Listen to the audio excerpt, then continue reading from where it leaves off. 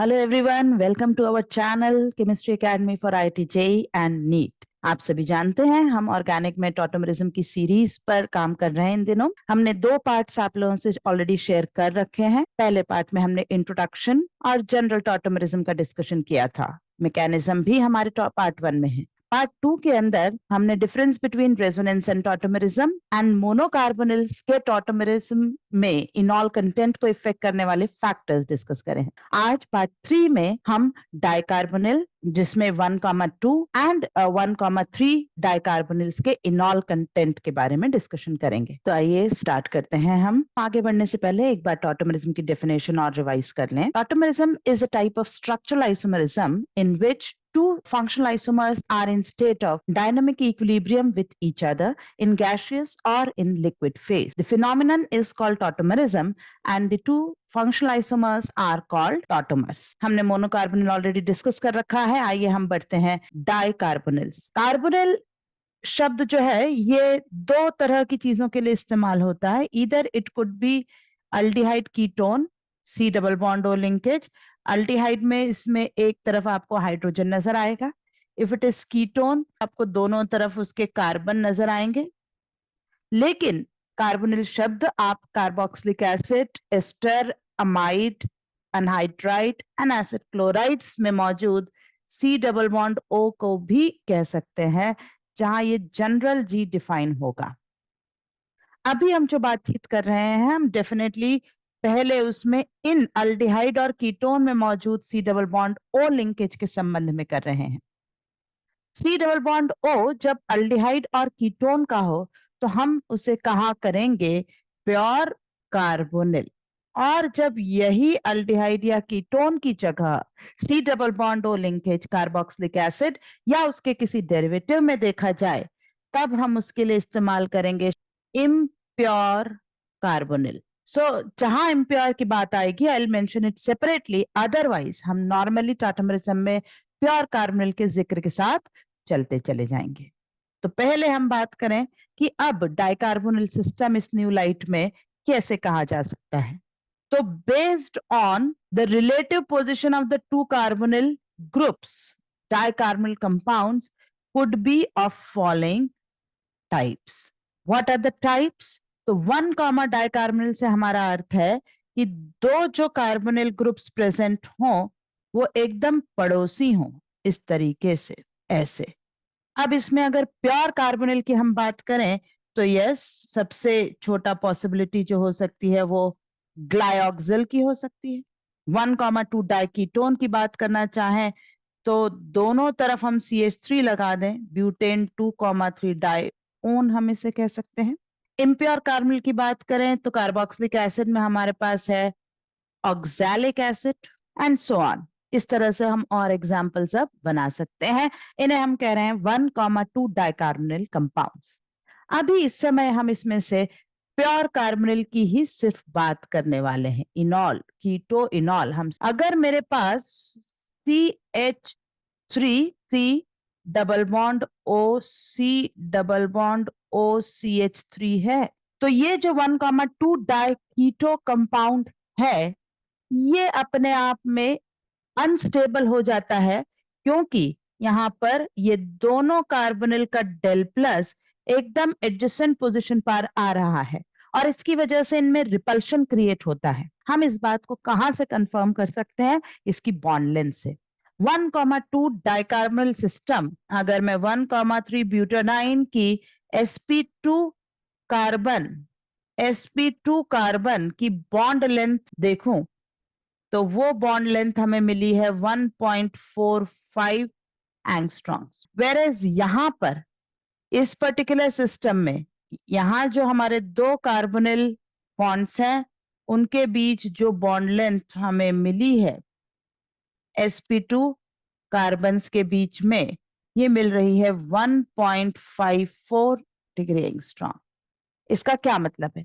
इसका सीधा सीधा अर्थ है कि यहाँ पर रिपल्शन है जिसकी वजह से दोनों कार्बोनिल एक दूसरे से रिलेटिवली दूर जा रहे हैं, फार्दर अपार्ट हैं, और इसलिए ये बॉन्ड लेंथ आपको बड़ी मिली है। तो 1 कॉमा डाइकार्बोनिल सिस्टम वो खास सिस्टम है जहां पर ट्राइनॉल का content is influenced by the confirmation in which the molecule exist. What do I mean?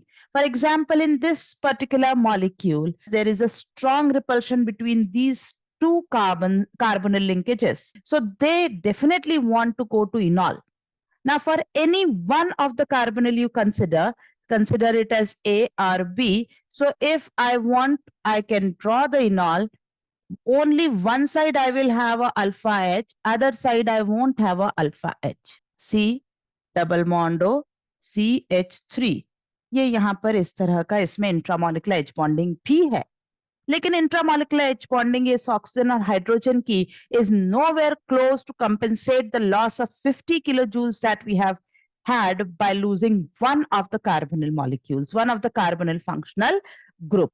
So ये जो कार्बोनिल फंक्शनल ग्रुप हमने नुकसान किया, उसके अगेंस्ट हमें यहाँ पर एक मिली है स्टेबिलिटी, जो अब दो कार्बोनिल के रिपल्शन से डिस्टेबलाइज हो रहा था सिस्टम, वो अब नहीं होगा, और हमें मिली है ये intramolecular H bonding.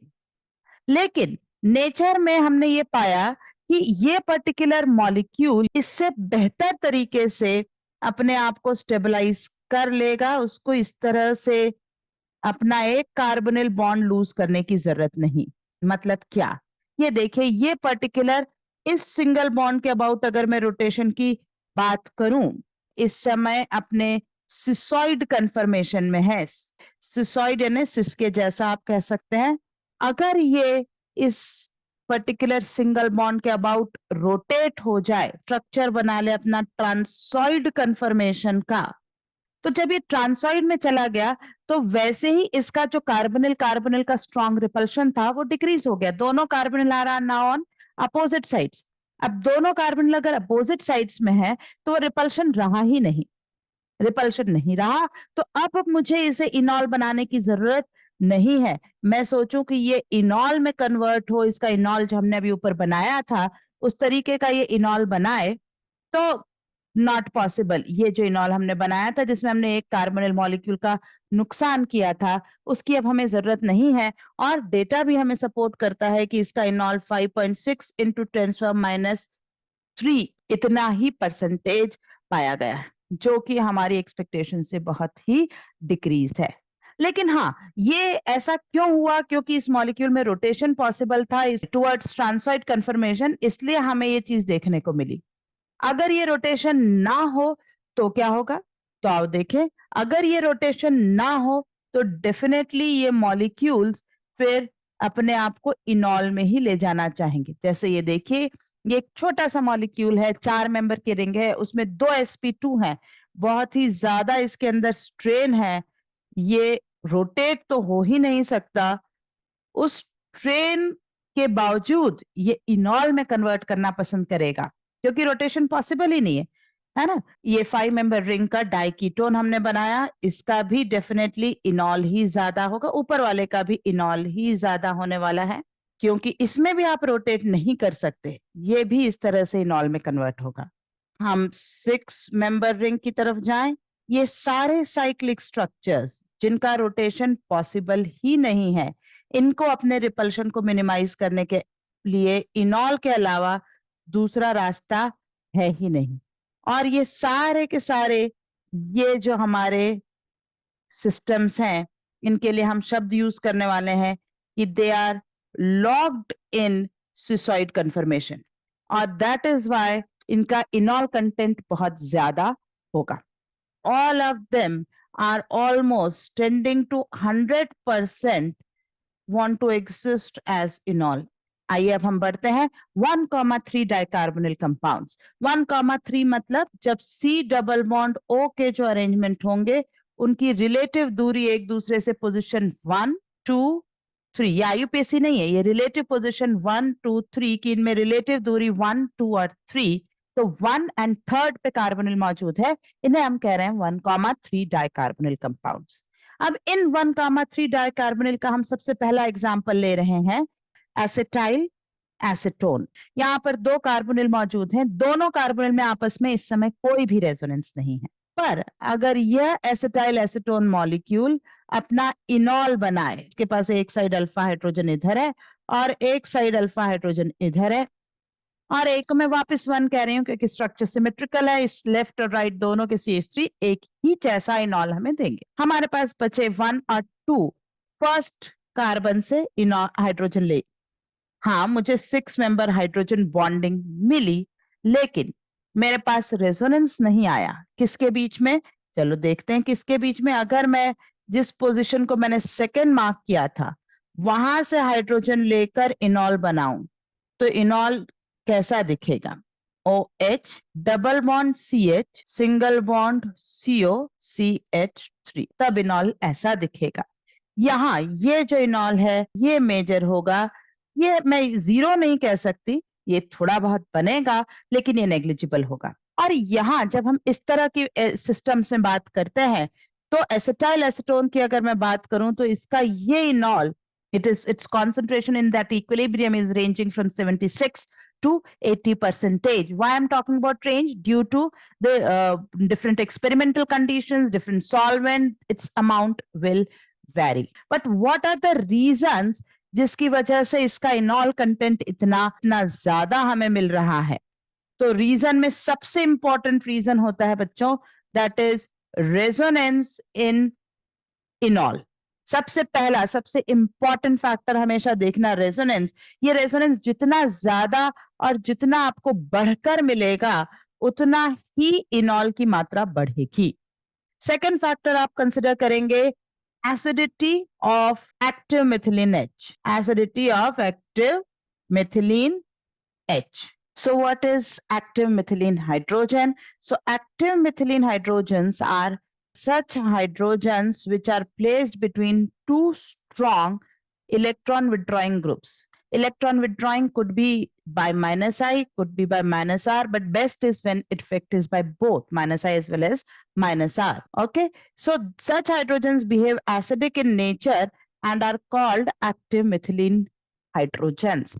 Active methylene hydrogen जैसे यहाँ नीचे देखें एग्जाम्पल, तो एग्जाम्पल ए के अंदर मैं जिस साइट को मार्क कर रही हूँ यहाँ के hydrogens are active methylene hydrogen. यहाँ से जब आप H हटाएंगे जो अनायन बनेगा it is stabilised by both side. Second example में ये फिर से star mark is active methylene, third में this is active methylene. So ये हाइड्रोजन्स एक्टिव मिथिलीन कहलाएंगे। Factor number 3 influencing the percentage enol of 1,3 dicarbonyl is the observation of intramolecular H bonding, intramolecular chelation in these systems. So ये तीन factor मिलकर और जिस order में लिखे हैं लगभग इसी ऑर्डर में इनका आप यूज करें जब आप डिसाइड करने जा रहे हो कि कैसा इनमें इनॉल होगा, अमाउंट किसका क्या ज्यादा होगा। जो जितना ज्यादा जनरेट कर पाएगा रेजोनेंस वो उतना ज्यादा इनॉल को स्टेबलाइज करेगा। हम एक बहुत ही इंपॉर्टेंट कंक्लूजन, एक बहुत ही इंपॉर्टेंट ऑब्जर्वेशन की बात करने जा रहे हैं कि अलग अलग तरह के 1,3 डाइकार्बोनिल सिस्टम्स में हम देखें तो PHCO CH2COPH, क्योंकि यहाँ पर जब रेजोनेंस क्रिएट होगा तो एक कोने से दूसरे कोने सारे पीएच में रेजोनेंस जा सकता है। इसका इनॉल करीब करीब आपको 98% देखने को मिलता है। देन अगर हम एक ही पीएच करें, pH C double bond O CH2COPH, इन दोनों H, इन दोनों में हमने रेजोनेंस का अंतर देखा और ये करीब करीब 89% इसका इनॉल होगा। इससे हम और पीछे की तरफ बढ़े, अब हम अगर HCOCH2 इसकी बात करें, दिस इज एन अल्डिहाइड, तो मुझे दोनों कोनों से प्लस आई नहीं मिल रहा है लेकिन हाँ सेंटर से extension of resonance are active methylene hydrogen, ये तो मिलेगा ही। इसका इनॉल इज रफली 84%। हम इसी ऑर्डर में कम होते हो को लिख रहे हैं। अब अगर मैं एक तरफ ये H को CH3 कर दूं तो क्योंकि वो प्लस आई ग्रुप बनेगा एसिडिटी अब कम हो गई। जब रेजोनेंस लगभग दोनों तरफ समान है तो हम बात कर रहे हैं सिर्फ एसिडिटी की। This is found nearly 80%।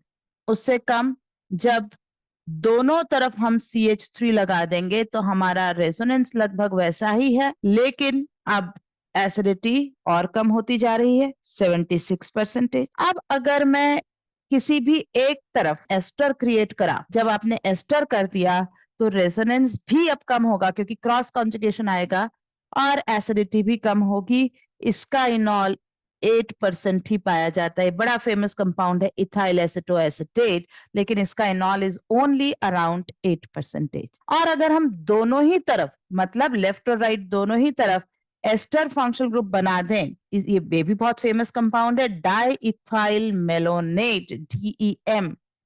ये लगभग, है ना, इसका enol is slightly higher than 0, less than 1%। तो बहुत ही नेग्लिजिबल, कहीं थोड़ा बहुत दिख जाए तो दिख जाए, इतना ही इनॉल इसमें आपको देखने को मिलेगा। अगर आपने इसी तरीके से बढ़ते हुए और कार्बोनिल की दूरी और बढ़ाई, मतलब अब अगर आप 1,4 डाइकार्बोनिल और आगे बढ़ने के लिए गए, तो अब इसमें आपको कोई स्पेशल एक दूसरे के ऊपर इन्फ्लुएंस देखने को नहीं मिलेगा कीटोइनॉल टॉटमरिज्म के लिए। अब ये दोनों कार्बोनिल, कार्बोनिल ए और ये carbonyl B, dependent mono carbonyl की तरह बर्ताव करेंगे, इनका आपस में कोई लेना देना नहीं। इसी के साथ हम 1,3 डाइकार्बोनिल का डिस्कशन यहीं रोकते हैं। अगर आपको हमारा ये डिस्कशन, हमारा ये लेक्चर पसंद आया हो, तो प्लीज हमारे चैनल को लाइक एंड सब्सक्राइब जरूर करें।